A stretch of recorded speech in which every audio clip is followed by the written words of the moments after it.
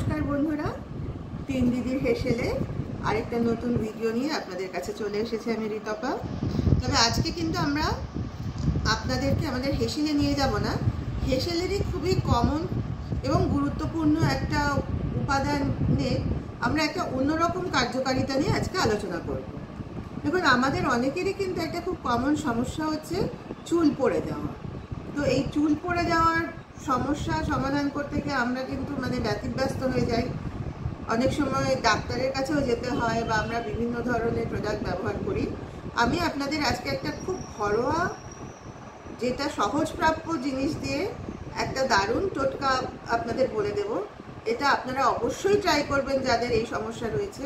আমি নিশ্চিতভাবে বলতে পারি আপনারা কিন্তু অবশ্যই সুফল পাবেন। তাহলে কি টোটকা আজকে আলোচনা করব সেটা বলি। এই যে দেখুন, এখানে আমি একটা বাটিতে নিয়ে নিয়েছি কিছু তেজপাতা।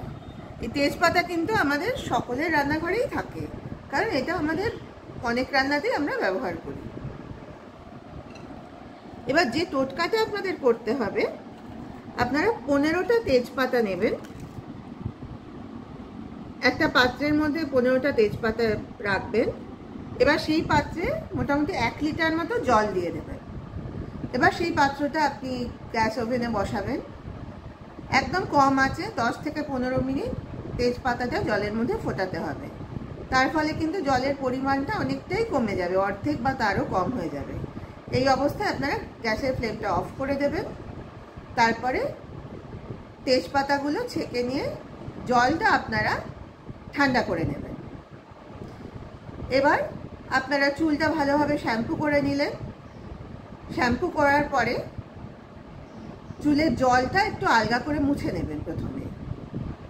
তারপরে এই যে তেজপাতার যে জলটা, দেখবেন রঙটাও খুব সুন্দর হয় আর একটা খুব সুন্দর গন্ধও আসে তেজপাতার।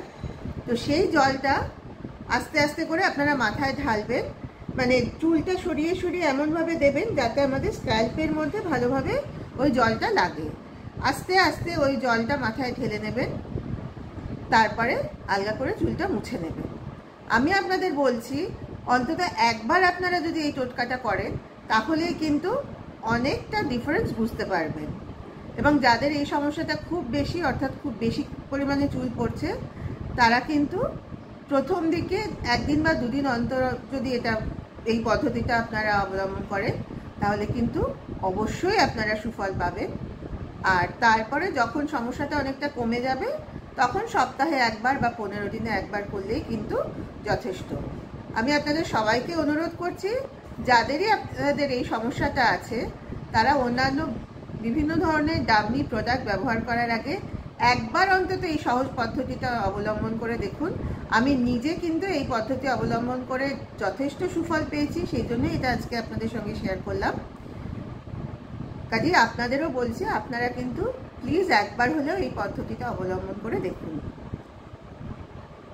যারা যারা আমাদের এই 3 দিদির হেসেল ইউটিউব চ্যানেল থেকে আমার এই ভিডিওটা দেখলেন, তাদের সবাইকে অনুরোধ করছি আপনারা প্লিজ আমাদের চ্যানেলটা সাবস্ক্রাইব করুন এবং পাশের বেল আইকনটা প্রেস করে দিন। তাহলে কিন্তু আমরা যখনই কোনো নতুন রান্নার ভিডিও হোক বা এই ধরনের কোনো টোটকা আপনাদের সঙ্গে শেয়ার করি, তার নোটিফিকেশন কিন্তু আপনারা পেয়ে যাবেন।